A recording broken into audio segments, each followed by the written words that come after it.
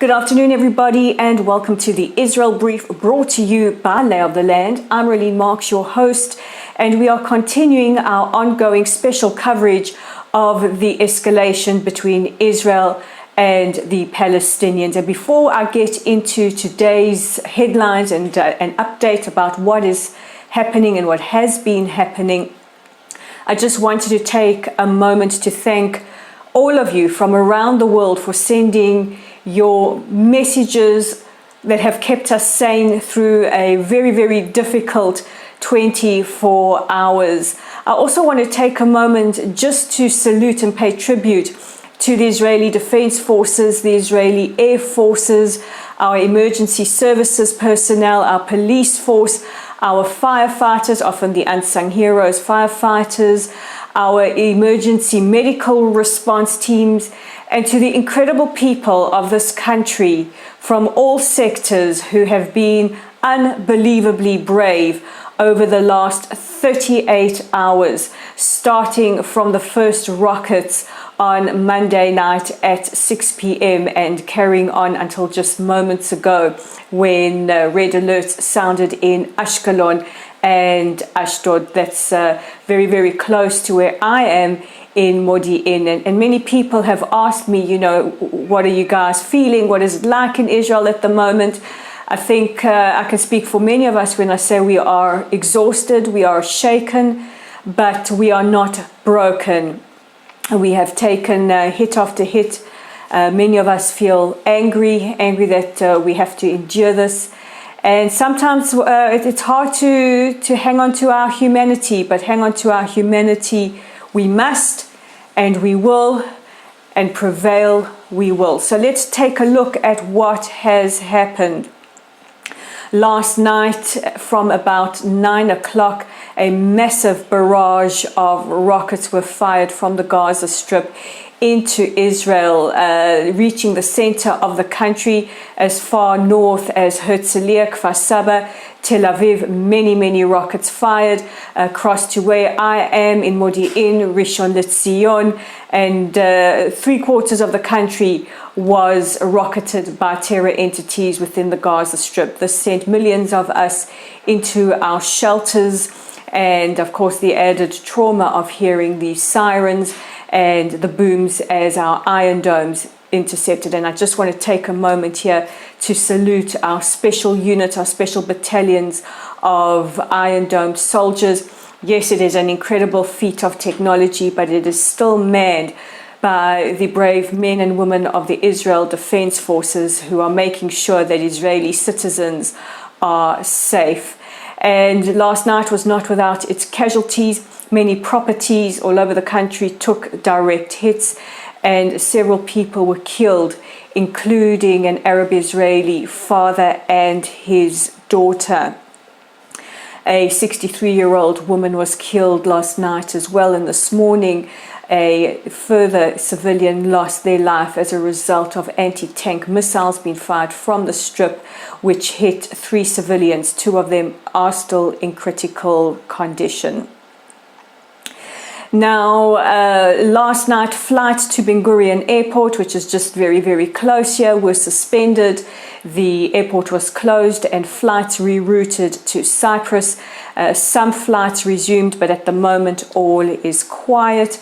Benny Gantz, our defense minister, touring Ashkelon just moments ago, says that we will not be engaging in any ceasefire until there is absolute calm. And he says he will not be listening to any kind of lectures from anybody telling us about our rights to defend ourselves. I think take that, social media activists, many of them who have been very vocal. So Israel's casualties are now at a total of 7. We have seen nearly 1,200 rockets and mortars fired from the Strip into the country. This is the biggest bombardment in our history. The IDF have responded, hitting major targets. They have hit virtually all the Gaza police stations, as well as towers housing the headquarters for various terror entities. Just moments ago, they took out another top Hamas operative. They took out a group launching launching 10 rockets. They took out terrorists in a tunnel. These tunnels are often used to infiltrate to Israel with the purposes of trying to kidnap or kill Israeli citizens. There has been untold damage to cars and to homes. And last night, compounded with this, riots broke out across the country. A lot of Jewish-owned businesses, shops, restaurants were set alight.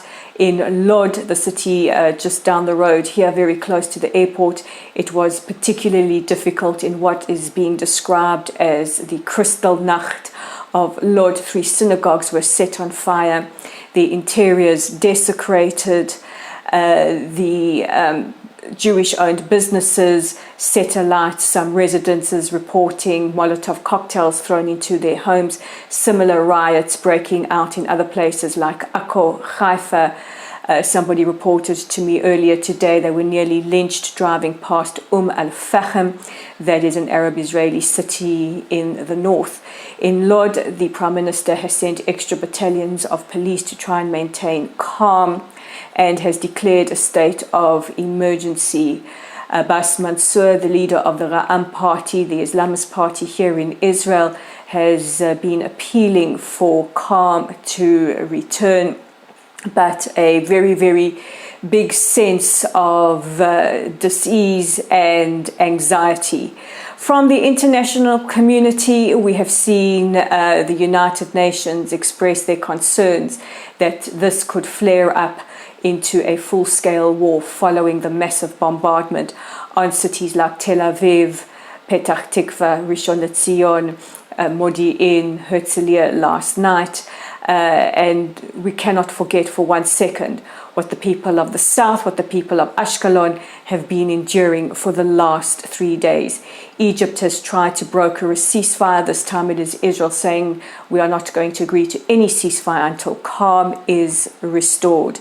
The Biden administration, US Speaker of the House Nancy Pelosi, US Secretary of State Antony Blinken have come out very strongly in Israel's right to defend ourselves. Antony Blinken spoke to our foreign minister earlier yesterday, Gabi Ashkenazi, expressing to him his grave concerns and demanding that Hamas stop the rocket attack. We've heard similar responses from the foreign ministers of Austria and other countries. So this is where we are at the moment. We're still seeing rocket bombardments on parts of the country. Things are still very, very tense at the moment. We are all exhausted, as you can no doubt tell.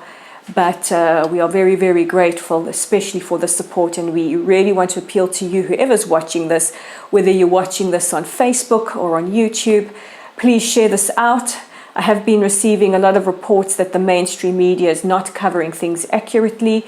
This is where you come in. This is where you can help us. Please share as far and wide as possible. If you're watching this on YouTube, please click the big red subscribe button. If you're following this on Facebook, please share. Please like us or follow us. We're also being very active on Twitter at the moment. If you are on social media, we know it's a bloodbath out there. You can follow us on Twitter at Lay of the Land with the digit 5. That's Lay of the Land with the digit 5. And of course, don't forget our content online at www.layoftheland.online. I'm Amberly Marks. This is the Israel Brief. We'll speak again what will hopefully be a calmer tomorrow.